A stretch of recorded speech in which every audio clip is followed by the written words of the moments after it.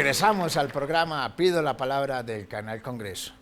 Doctor Gabriel Becerra, estábamos hablando de cuál es la apuesta realmente que ustedes tienen, que se aproxima un examen además que tienen que hacer, que son las elecciones territoriales, las elecciones de consejos, ediles, diputados, alcaldes y gobernadores, que deciden estas elecciones territoriales cómo va a ser la composición del nuevo Congreso de la República dentro de 4 años. Y el nuevo gobierno. Y el nuevo gobierno. ¿Cuáles son las apuestas de ustedes? Bueno, hemos coincidido con otras fuerzas y con el liderazgo del presidente que nosotros hemos ganado históricamente un gobierno, una parte de la bancada, pero ganar el poder es otra cosa, porque el poder tiene que ver con estructuras del orden económico, político, ideológico, que no se desmontan ganando elecciones solamente. Por eso el presidente ha hablado de una transición democrática. Esa transición por lo menos exige 3 gobiernos, pero yo diría, el ideal sería que esa transición democrática impidiera para siempre que en Colombia regresaran al gobierno quienes han sido responsables de la violencia, de la guerra, del neoliberalismo, de la corrupción, de la política antisocial. Esa es la meta histórica que como Unión Patriótica, como pacto histórico tenemos en este momento. Para hacerlo necesitamos unir a los colombianos y por eso el presidente ha planteado, incluso con sus contradictores, una política de acuerdo nacional alrededor de un programa democratizador de la sociedad colombiana. ¿En qué consiste ese programa? Hablar de reformas es Sí. hablar de democratización. ¿En qué consiste y ese hablar de programa? democratización es tocar la economía. Entonces, desmontar lo que ha implicado 30 años de neoliberalismo que nos ofreció que con las privatizaciones, que con la ley 100, que con la ley 50 supuestamente iba a subir el empleo, íbamos a mejorar las condiciones de la salud, íbamos a mejorar las pensiones, y lo que hoy tenemos en la realidad cotidiana del país y sobre todo de las regiones apartadas es un escenario de crisis. Entonces, reformar, democratizar es lograr sentar las bases para construir esas transformaciones sociales.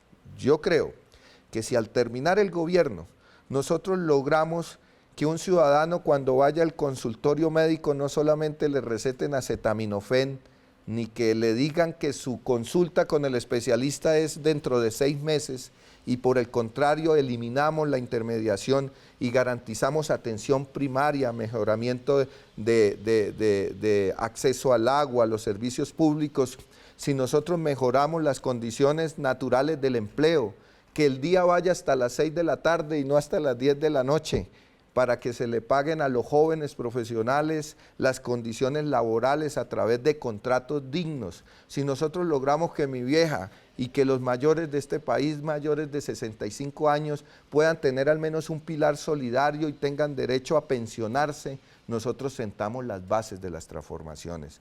Alrededor están los temas de la paz total, están los temas de la política educativa, están los temas de la reforma agraria. Eso en 4 años es prácticamente imposible hacerlo estructuralmente. Lo que vamos ¿O sea que en este gobierno va a tener títulos? En este gobierno vamos a tener hechos en concreto como los que ya hemos logrado en 6 meses. ¿Cuáles? Nosotros logramos una reforma tributaria que adicionó 20 billones de pesos con un criterio progresivo. Los que más tienen, más pagan. ¿Quién de los que se mueven en el entorno de la mayoría de este país tiene más de 300 millones de pesos, 3.000 millones de pesos, que son los que entraron a pagar, o ganan más de 10 millones de salario en el mes? ¿Pero usted gana más de 10? Yo sí gano más de 10 y estamos trabajando para que un ciudadano que esté en el Congreso de la República, en un país donde cerca del 80% vive con el salario mínimo, no tenga que ver lo que a mí me parece algo inmoral, que es que nosotros como ciudadanos en el Congreso de la República no solamente los doblemos, sino los multipliquemos 30 veces, que es lo que nos ganamos nosotros.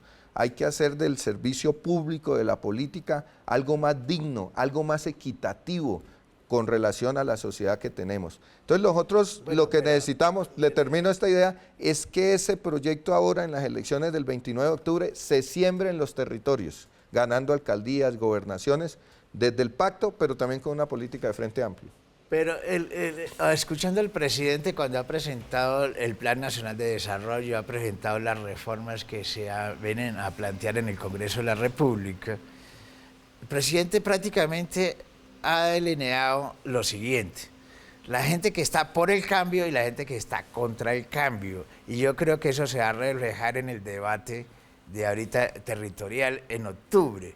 O sea, las elecciones de octubre van a ser la gente que va por las reformas que necesita el país y la gente que está en contra de las reformas que exige el país. ¿Cómo va a ser eso al interior? Usted que está de coordinador en prácticamente del pacto histórico en estos momentos, ¿qué es lo que van a hacer políticamente para que eso lo entienda la gente regionalmente?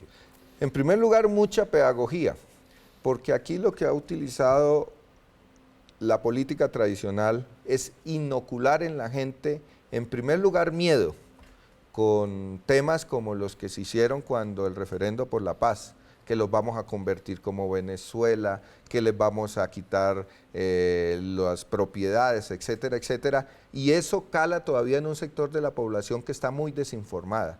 Nosotros necesitamos convertirnos, y esa es la invitación que quiero hacerle a todo el activismo social y político que está por el cambio, sea o no sea del pacto histórico. Hay que leerse los textos de la reforma, hay que salir a explicarle a la señora de la esquina, a la familia, qué contenido tiene la reforma y si esa reforma le afecta de manera directa.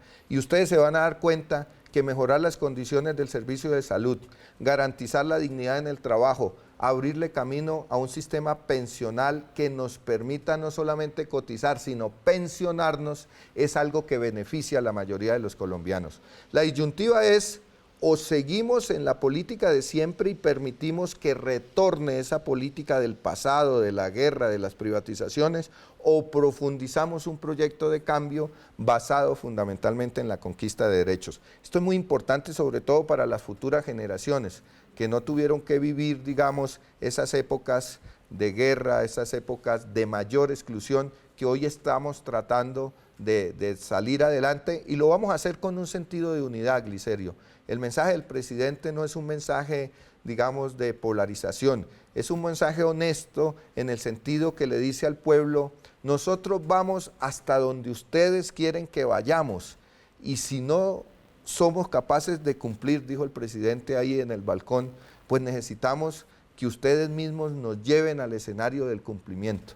Yo creo que estamos frente a momentos muy interesantes para la historia de este país, porque van a haber cambios. Un mensaje positivo, porque nos acabó el tiempo, doctor Becerra.